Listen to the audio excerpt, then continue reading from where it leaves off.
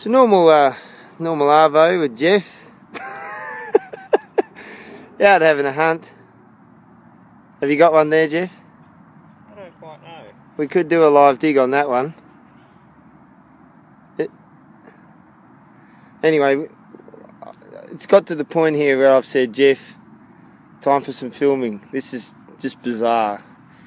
Now, I'm going to show you what I've found in here. I left it in the plug, got the hole. Got a 75 to 80, and what is that? You tell me what that is. It's a bullet shell, but look at it. It's still got the bullet in it. And it's concertinaed. That is insane. What is going on? That is live. Now, look at this. We've got all these holes everywhere. Oh, look, here we go. Jeff's got another one. Just, is that got the head?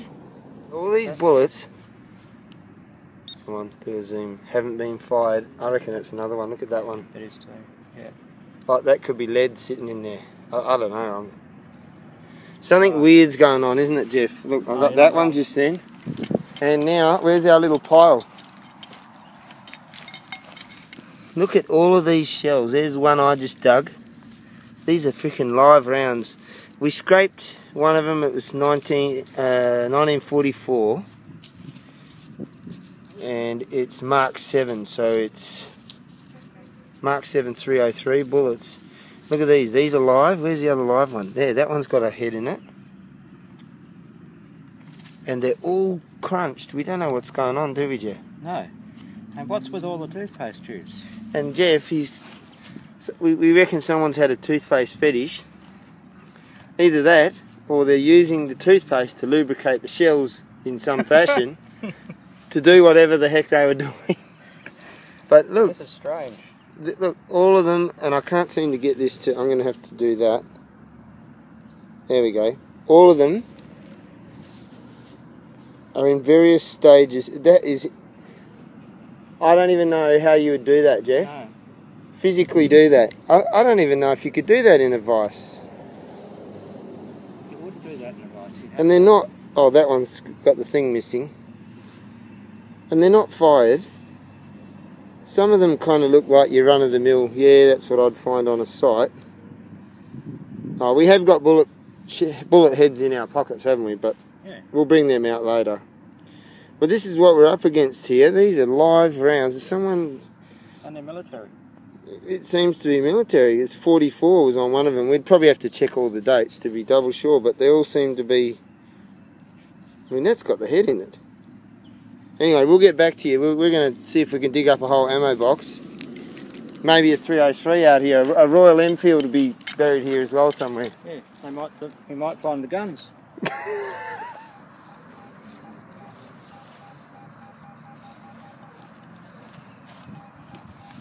Got a 71, 72 here. Saying it's not that deep. Alright, I'll try with the little digger.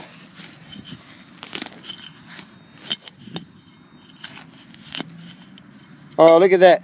Holy crap, Jeff. Hey? That's intact, is it? What's going on? It's raining bullets. Actually, I better point it away from Jeff as I do this talk about it. Look at that. I mean, where are we, Jeff? We're like in the middle of suburbia. Jeff's just got another toothpaste tube. I'm impressed with that. That's very nice. That's a ripper, that one. Very lethal, but very nice. I can't see. This is... I don't know what to make of this. We're here because we were told it might have been a scout hall, and now it's turning into a psychotic terrorist base. We'll have to check that one later. Alright, so what we have is some lead items there. It's all brass. It's some kind of pin, I don't know. Could be a whistle actually. Looks like it might be a special whistle, I don't know. A few odd bits and pieces. Found a shoehorn. And then we've got all the bullet shells We've got the funny crunched ones. Very weird considering they're supposed to be like this. I don't know what the story is with that. Well, some of them are like that. They're all just crunched up. Don't know what the story is. And then you've got some here that are crunched up. They've still got the heads in them. So, live rounds. And I don't know what the story is there. Maybe misfires or jams or I don't know. There's one where the head's still in it and it's broken. 3 bullet heads found and 2 sort of perfect rounds. This one is squashed. These seem to be quite dangerous, to be quite honest. Lucky didn't set that one off. I don't know. We'll get some dates off them. And these have all got their heads in, they're all live as well. So I'm going to go and put these in the shed. Maybe put the lead around them. And I'll have to work out what I'm going to do. I wouldn't mind having a couple of these all nice. That would be quite... So I found a 1943, I think it is. Can't get it to show. 43, there it is. Now I've gone back with Michael and we've got more. We've got actually got a heap of all assorted crushed ones. We've just burnt, as you've seen, some of the rod stuff that's inside. So I'm guessing they don't have like gunpowder as such in there. Got bullet heads, we've got shells. So yeah, we've got 2 full ones that look quite nice. There, I reckon they must be World War II, but so a couple other items, spoon and stuff like that. That's it.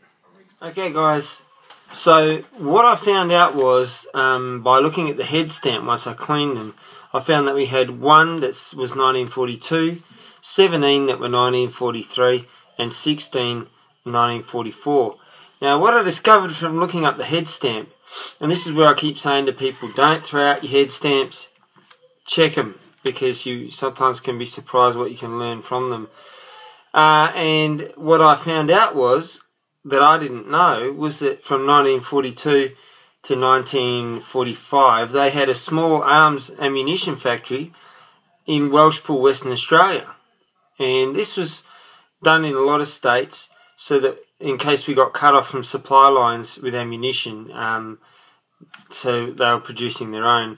Now, where this factory was, for those who might live here, was in Welshpool, Western Australia, and the site is 24 Tomlinson Road, Welshpool, and that's where the small arms munition factory was. Now, it was later converted to building tractors and now hosts a company called Bradken, which is a big industrial company. So on each shell it's MW V11, which is Mark 7 303 round, and then it has the date. So that was something that I learnt that I didn't even know about. So yeah, you know, this hobby just keeps giving, and the explanation that I have is that perhaps these rounds were reject rounds. The only way you could crush a brass shell like that with the head still in is for it to have been done by a machine. I mean, I'm going to do a couple of stills of how concertinaed these are, and they still had the shells in them. So it has to be some kind of fault with the machine in production. And what I found is, you'll see that they have cordite in them. I found some shells that didn't have the bullet head in and pulled them out the ground, and the sticks of cordite were sticking out. So it's not gunpowder, it can't be squashed and explode, because some of them are really squashed, as you've probably seen. If I haven't shown you already, then you'll see it soon. So then what I did is I worked out that I could just snap off the heads and make them render them safe, so that the projectiles weren't in them. So then we had a little bit of a play trying to see what cordite smelt like. and how it burnt, and you'll see that now also. So what I would say is don't run around doing this with bullets, pulling heads off, because you really need to know your stuff, and I did a fair bit of research on this. I don't want to encourage kids or anyone to go out and find bullets and then play around with them. So I only did what you're about to see once I'd done some homework. Okay, so here's an example of a full 303 bullet. This is one that I took the head out, emptied all the cordite out of it. Oh, bit of junk. So unfired, and I put the head back in. So that's how the 303, they're quite common, I guess, throughout the world. But look, this is the same date, head stamp on it and everything, and look at the difference. Look how it's been crushed. The shell has been crushed. The only way you could concertina a shell like that would have to be a machine fault in manufacturing. Have to be. To do something with that much force to reduce a shell like that to like that. And that's what a lot of these were. I can't show the rest now because I've pulled them all apart and the heads are out. But here's some examples of what a proper 303 head should look like, which we found on site. And this is some of the variations of this same.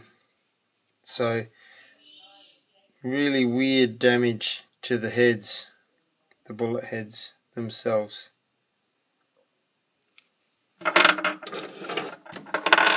Now, last but not least, I just wanted to show the makeup of the 303 bullets, these ones in particular.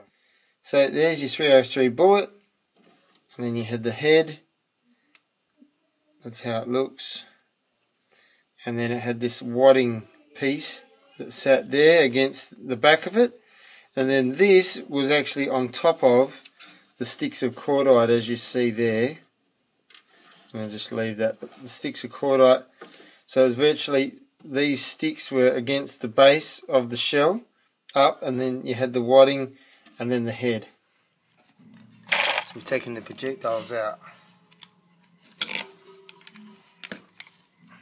like so. Cordite, I think it's called.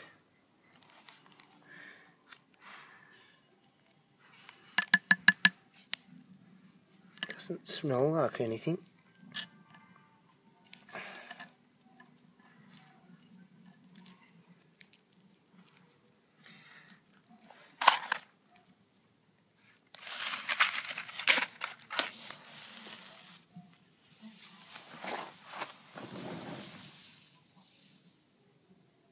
And it was gone.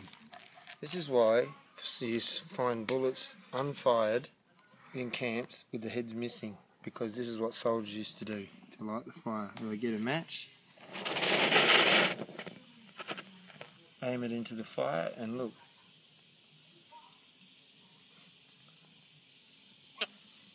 If that doesn't light your fire, I don't know what will. Constant, I wouldn't even dream of putting my hand in there.